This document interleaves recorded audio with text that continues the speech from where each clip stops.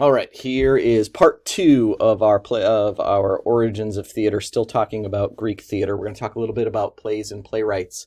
So again, these the Greeks were considered some of the greatest, right? They're the earliest. They're the first existing plays that we have that we can hold and read.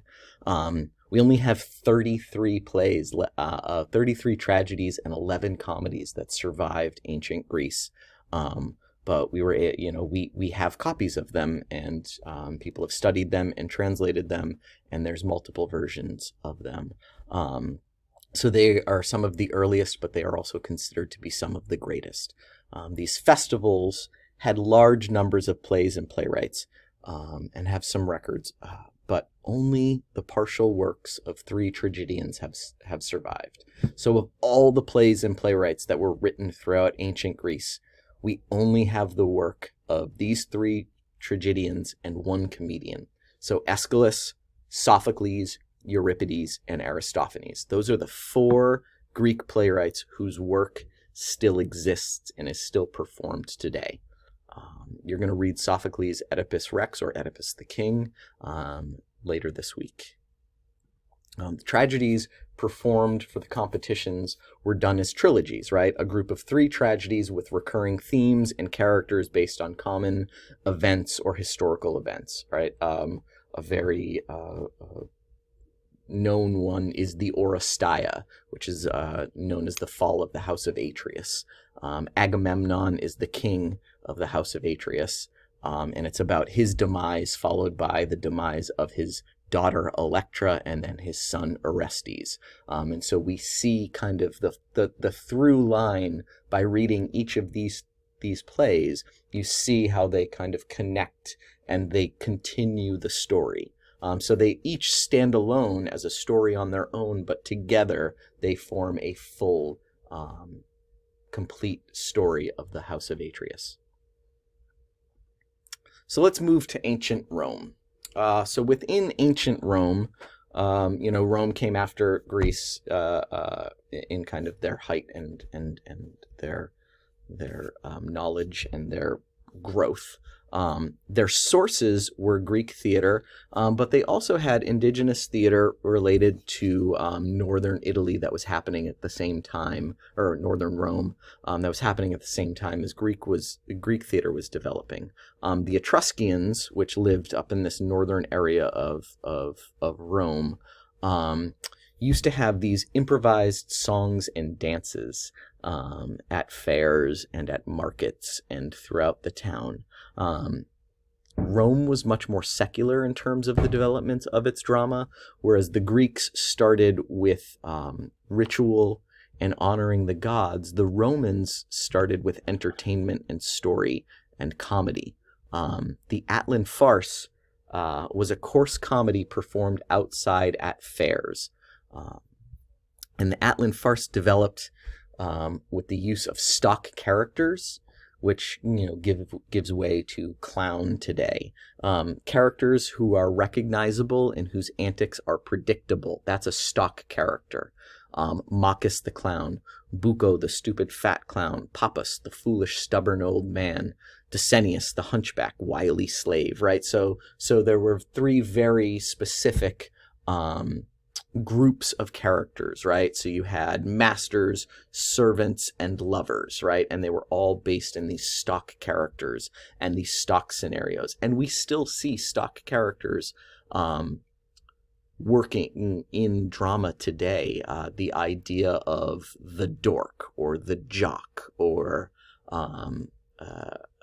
the nerd, right? These are stock characters. These are characters that we recognize within television and movies and can be related to other people and other stories. So the general Atlan farce, the plot usually was the master wants the slave or the servant to do something, and the cunning slave makes the master look foolish. It was very simple, grotesque, body. And it was improvised with song and dance and acrobatics and juggling. In Rome, they eventually started to write these comedies down and put them on stage. So what So if the Greeks really focused on tragedies, the Romans really were drawn to comedy. They did have tragedies and comedies, but the Romans wanted entertainment and fun, and whereas the Greeks kind of dedicated these whole festivals and days of celebration to theater. In Rome, theater was an add-on to the Roman games. The Romans really wanted entertainment and not just ritualistic storytelling. So within these gladiator games and bear fights and all of these things, within those you would have, as the Colosseum was being cleared of dead bodies, people would come out and do these Atlan farces and longer versions of these.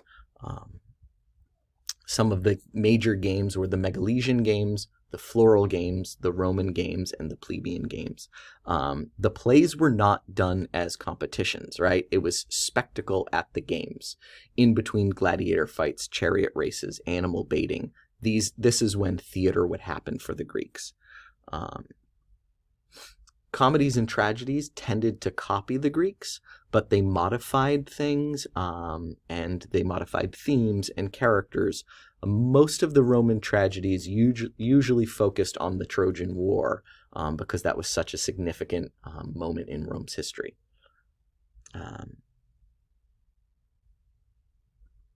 Some of the Roman masters, Plautus, Terence, they adapted Greek plays and comedians. They were Roman stock characters that last into modern times, right? Again, I was saying we can recognize these characters. The warrior, Miles Gloriosus, right? We still see the quintessential warrior in film and television today. The miser, Scrooge, Moliere's The Miser, right? These are characters that have been appearing. These archetypal characters have been appearing in theater for all of time. The parasite, right? You can see the parasite, right? The leech in modern TV sitcoms, like the guy who's always like trying to find a way to leech off of his friends. The Roman masters also invented the dramatic use of twins within comedies.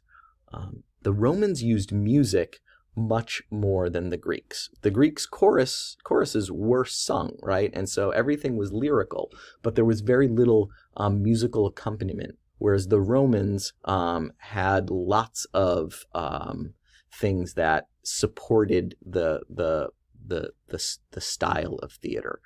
Songs were sung, flute interludes played in between scenes. So they really kind of developed the use of music to heighten moments and underscore scenes.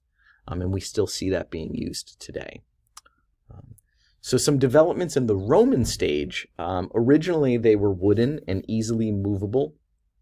This led to permanent stone structures built on flat ground. So that's a major difference from Greek and Roman theater, right?